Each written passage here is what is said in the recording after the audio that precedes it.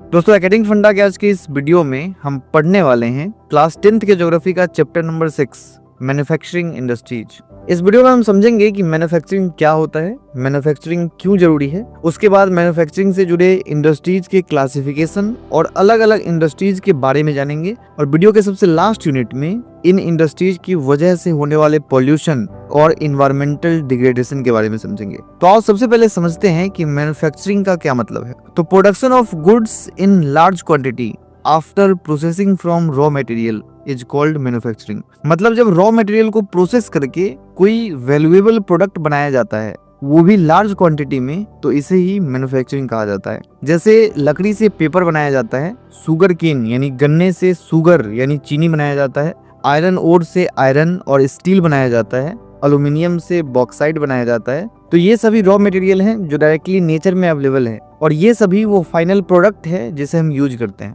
और इस raw material से फाइनल प्रोडक्ट के बनने में मैन्युफैक्चरिंग इंडस्ट्रीज का सबसे बड़ा रोल है। इकोनॉमिक्स में हमने पढ़ा है कि मैन्युफैक्चरिंग इंडस्ट्रीज सेकेंडरी सेक्टर का पार्ट है। मतलब जो लोग स्टील फैक्ट्री, कार या टेक्सटाइल इंडस्ट्री में काम करते हैं वो सेकेंडरी एक्टिविटीज में इन्वॉल्व है। किसी कंट्री के इकोनॉमिक स्ट्रेंथ का अंदाजा भी इसी बात से लगाया जाता है कि कंट्री में मैन्युफैक्चरिंग इंडस्ट्रीज का डेवलपमेंट कितना हुआ है। अब आओ मैन्युफैक्चरिंग के इंपॉर्टेंस को समझते हैं। मैन्युफैक्चरिंग सेक्टर को डेवलपमेंट का बैकबोन कहा जाता है। मैन्युफैक्चरिंग इंडस्ट्रीज ने एग्रीकल्चर को मॉडर्नाइज किया है। इसके साथ ही पहले के टाइम पर ज्यादातर लोग जो एम्प्लॉयमेंट के लिए सिर्फ एग्रीकल्चर पर डिपेंडेंट थे, उन्हें सेकेंडरी और टर्शियरी सेक्टर में जॉब मिल पाया है। मतलब इंडस्ट्रियल डेवलपमेंट की वजह से पॉवर्टी और अनएम्प्लॉयमेंट में कमी आती है। पब्लिक सेक्टर इंडस्ट्रीज और ज्वाइंट सेक्टर वेंचर्स को स्पेशली ट्राइबल और बैकवर्ड एरिया में एस्टेब्लिश किया जाता है ताकि वहां के लोगों को रोजगार मिल सके और गरीबी कम की जा सके। पब्लिक सेक्टर इंडस्ट्रीज और ज्वाइंट सेक्टर वेंचर्स के बारे में हम थोड़ी देर में डिस्कस करेंगे। जब गुड्स ज्यादा क्वांटिटी में मैन्युफैक्चर होने लगता है तो हम उसे एक्सपोर्ट करना शुरू कर देते हैं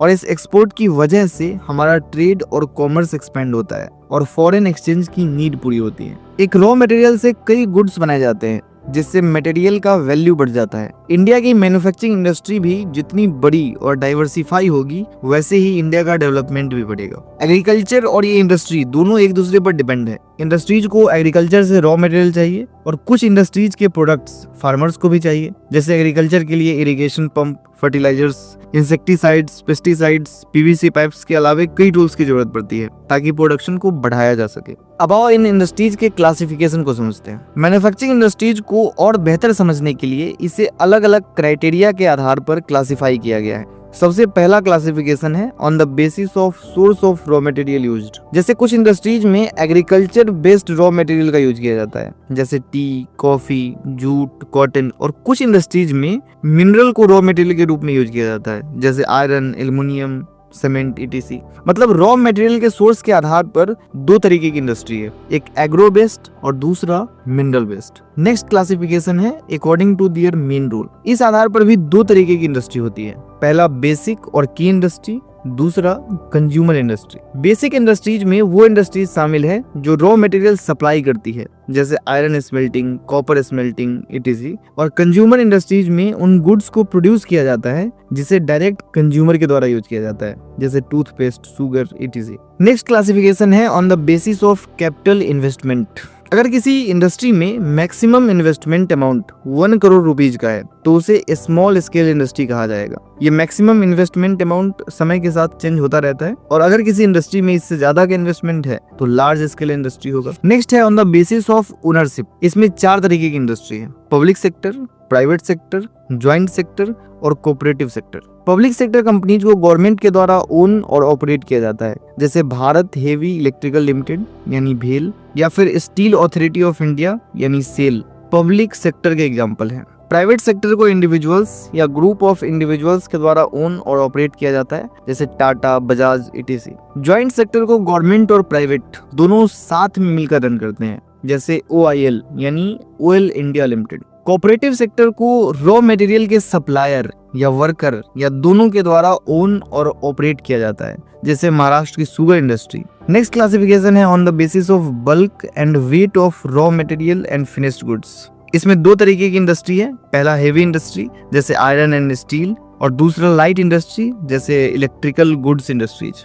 अब आओ एग्रीकल्चर पर आधारित यानी एग्रो बेस्ड इंडस्ट्रीज के बारे में डिटेल में समझते हैं। इसमें सबसे पहला है टेक्सटाइल इंडस्ट्री यानी वस्त्र उद्योग, क्योंकि कॉटन, जूट, सिल्क और उलन जैसी चीजें एग्रीकल्चर से ही प्राप्त की जाती है। यह इंडस्ट्री इंडियन इकोनॉमी के लिए काफी इंपॉर्टेंट है। इसके साथ ही यह इंडस्ट्रियल प्रोडक्शन, एम्प्लॉयमेंट जनरेशन और फॉरेन एक्सचेंज अर्निंग्स में भी काफी कंट्रीब्यूट करता है। यह देश का इकलौता ऐसा इंडस्ट्री है जो सेल्फ रिलायंट एंड कंप्लीट है, मतलब रॉ मटेरियल से लेकर फाइनल प्रोडक्ट तक के लिए यह आत्मनिर्भर है। टेक्सटाइल इंडस्ट्री में हमें कॉटन और जूट टेक्सटाइल्स के बारे में समझना है। तो सबसे पहले कॉटन टेक्सटाइल्स के बारे में समझते हैं। एंशिएंट टाइम से ही इंडिया में हैंड स्पिनिंग और हैंडलूम वेविंग टेक्निक्स के द्वारा कॉटन के कपड़े बनाए जाते थे। 18th सेंचुरी में पावर लूम्स का यूज किया जाने लगा, मतलब पहले जो हाथ से कपड़े बनाए जाते थे उसके लिए इलेक्ट्रिसिटी वाली मशीन बनाई गई, और इसका रिजल्ट ये हुआ कि अंग्रेजों के टाइम पर हमारे यहाँ मैक्सिमम कपड़े मशीन से बनाए जाने लगे, जिसकी वजह से ट्रेडिशनल इंडस्ट्री को नुकसान का सामना करना पड़ा। ये फैक्ट याद रखना कि पहली कॉटन टेक्सटाइल मिल 1854 में मुंबई में स्टेब्लिश की गई थी। शुरुआती समय में ये पूरी कॉटन टेक्सटाइल इंडस्ट्री महाराष्ट्र और गुजरात के इलाके तक सीमित थी, लेकिन रॉ कॉटन और पोर्ट फैसिलिटी के एसेसिबिलिटी, मार्केट, ट्रांसपोर्ट, लेबर और मॉइस्ट क्लाइमेट जैसे फैक्टर्स की वजह से यह इंडस्ट्री लोकल एरियाज तक भी पहुंचा। देखो, कपड़े बनने के प्रोसेस में कई लोग इन्वॉल्व होते हैं, जैसे फार्मर जो खेती करता है, उसके बाद रॉ मटेरियल को कलेक्ट किया जाता है, देन उसकी कताई की जाती है, रंगाई की जाती है, डिजाइन्स बनाए जाते हैं और फाइनली उसे सिलकर तैयार किया जाता है। मतलब ये इंडस्ट्री बहुत सारे लोगों को एम्प्लॉयमेंट प्रोवाइड करता है। टेक्सटाइल की वजह से केमिकल्स, पैकेजिंग मटेरियल्स और इंजीनियरिंग वर्क्स जैसी इंडस्ट्रीज का भी ग्रोथ हुआ है। इंडिया में स्पिनिंग का वर्ल्ड क्लास प्रोडक्शन है, लेकिन जो बुना हुआ कपड़ा है वो कम क्वालिटी वाला है। हाथ के बुने हुए जो खादी के कपड़े होते हैं वो भी कई लोगों को एम्प्लॉयमेंट प्रोवाइड करते हैं। टेक्सटाइल इंडस्ट्री में नेक्स्ट है जूट टेक्सटाइल्स। जूट टेक्सटाइल्स के मामले में इंडिया वर्ल्ड का लार्जेस्ट प्रोड्यूसर है और बांग्लादेश के बाद दूसरा सबसे बड़ा एक्सपोर्टर भी है। सबसे ज्यादा जूट वेस्ट बंगाल में प्रोड्यूस किया जाता है। ये फैक्ट भी ध्यान रखना कि सबसे पहला जूट मिल 1855 में कोलकाता के नजदीक रिसरा नाम की जगह पर लगाया गया था। 1947 में पार्टीशन के बाद हमारा लगभग 75% जूट प्रोड्यूसिंग एरिया बांग्लादेश में चला गया।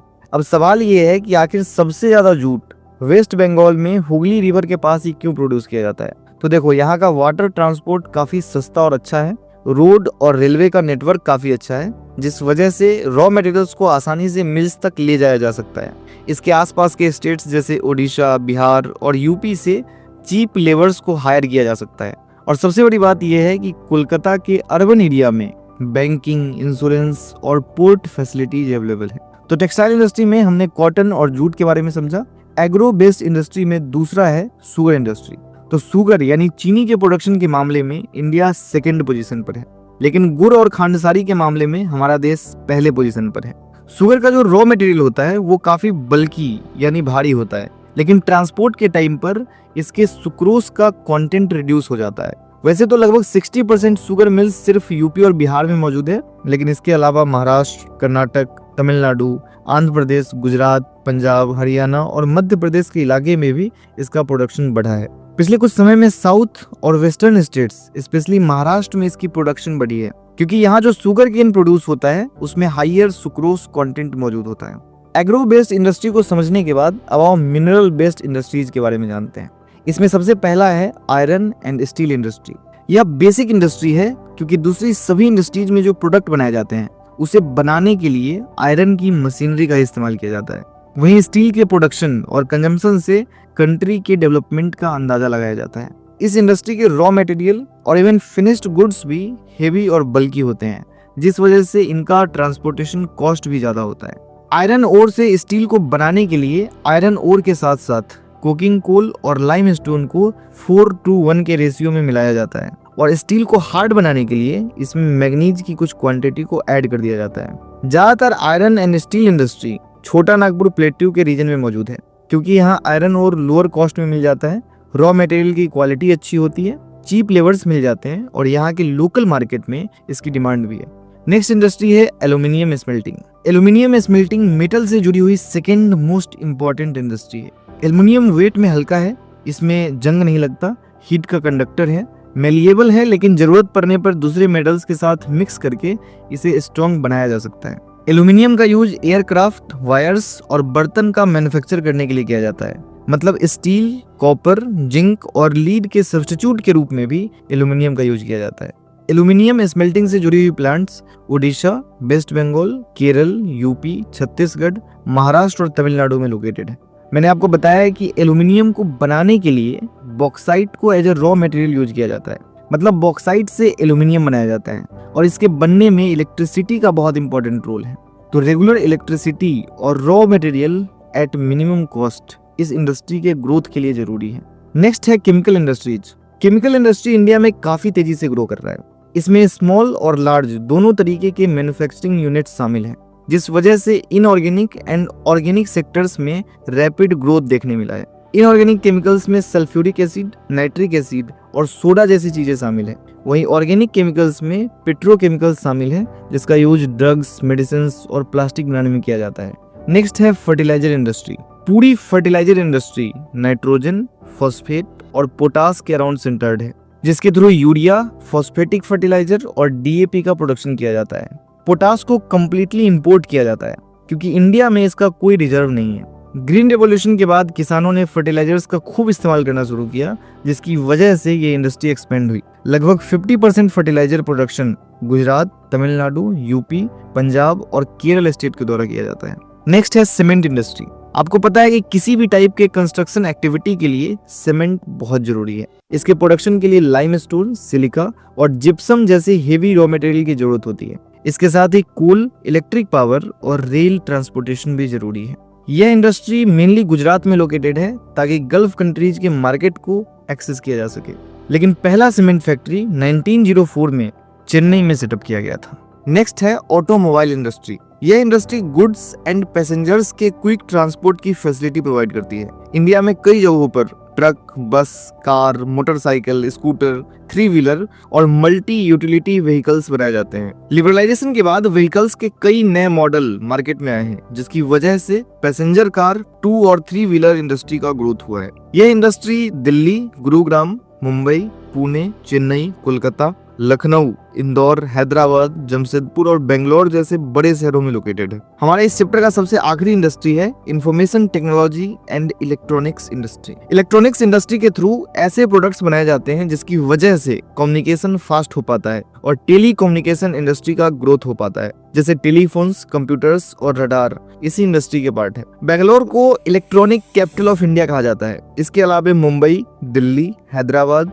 पुणे, चेन्नई, कोलकाता, लखनऊ और कोयम्बटूर जैसे एरियाज में भी इसका प्रोडक्शन होता है। इस इंडस्ट्री का सबसे बड़ा इम्पैक्ट एम्प्लॉयमेंट जनरेशन पर हुआ है। मतलब इसकी वजह से काफी सारे लोगों को रोजगार मिल पाया है। अब आओ चैप्टर के सबसे लास्ट यूनिट में industrial pollution and environmental degradation के बारे में समझते हैं। ये बात तो बिल्कुल सही है कि इंडस्ट्रीज की वजह से इकोनॉमिक ग्रोथ और डेवलपमेंट हो पाया है, लेकिन इसके साथ ही पॉल्यूशन भी फैला है, जिसकी वजह से एनवायरनमेंट डिग्रेड हुआ है। ये इंडस्ट्रीज 4 टाइप्स के पॉल्यूशन के लिए रिस्पॉन्सिबल है: air pollution, water pollution, land pollution and noise pollution. Factories से सल्फर डाइऑक्साइड और कार्बन मोनोऑक्साइड जैसी अनडिजायरेबल गैस के ज्यादा मात्रा में रिलीज होने की वजह से एयर पॉल्यूशन होता है। Paper and chemical factories, refinery and smelting plants में पॉल्यूशन नॉर्म्स को इग्नोर करते हुए धड़ल्ले से पॉल्यूशन फैलाया जाता है। एयर पॉल्यूशन की वजह से human health, animals, plants, buildings और एटमॉस्फेयर पर नेगेटिव असर पड़ता है। नेक्स्ट है वाटर पॉल्यूशन, जो उन वेस्टेज की वजह से होता है जो फैक्ट्रीज के द्वारा पानी में बहा दी जाती है। इस पॉल्यूशन के लिए सबसे ज्यादा रिस्पॉन्सिबल पेपर, पल्प, केमिकल और टेक्सटाइल जैसी इंडस्ट्री है, जो detergents, acids, salts and lead और मरकरी जैसी हेवी मेटल्स को पानी में बहाते हैं। नेक्स्ट है thermal pollution. Nuclear power plants और वेपन्स के प्रोडक्शन से जो वेस्टेज निकलते हैं, उसकी वजह से कैंसर, बर्थ डिफेक्ट और मिस कैरेज जैसे सीरियस प्रॉब्लम्स हो सकते हैं। जब हम ग्लास, हार्मफुल केमिकल्स और गार्बेज का ढेर बना देते हैं, तो रेन वाटर के साथ अंदर जाकर ये वेस्टेज ग्राउंड वाटर को पोल्यूट कर देते हैं। मतलब लैंड पॉल्यूशन और वाटर पॉल्यूशन आपस में कनेक्टेड है। नेक्स्ट है नॉइज पॉल्यूशन। इंडस्ट्रीज और कंस्ट्रक्शन एक्टिविटीज के साथ जनरेटर और इलेक्ट्रिक ड्रिल्स जैसी चीजों की वजह से काफी नॉइज पॉल्यूशन होता है, और इस नॉइज पॉल्यूशन की वजह से लोगों को हियरिंग लॉस हो सकता है। इसके साथ ही हार्ट रेट, ब्लड प्रेशर और साइकोलॉजिकल इफेक्ट्स में बढ़ोतरी होती है। लेकिन अब सवाल यह है कि आखिर इस इन्वायरमेंटल डिग्रेडेशन को कंट्रोल कैसे किया जाए, क्योंकि इंडस्ट्रीज को पूरी तरीके से बंद भी नहीं किया जा सकता, डेवलपमेंट तो जरूरी है। तो इसके लिए कुछ सजेशंस है। सबसे पहला कि वाटर को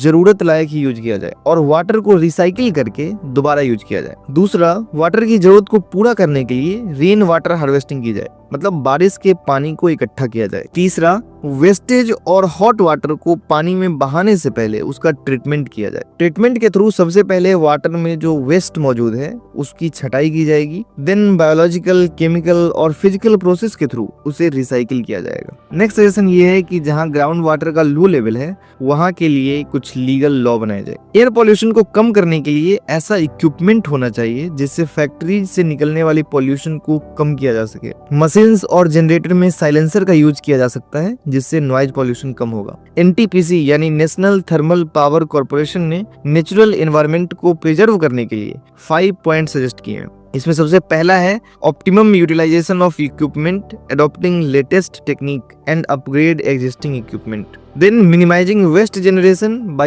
maximizing S utilization, then providing green belts for nurturing ecological balance and addressing the question of special purpose vehicles for afforestation, then reducing environmental pollution, and last ecological monitoring means reviews and database management। NCERT के इन दोनों MCQ का सही answer नीचे comment करो और अपनी studies को continue रखो। मिलते हैं नेक्स्ट वीडियो में। जय हिंद।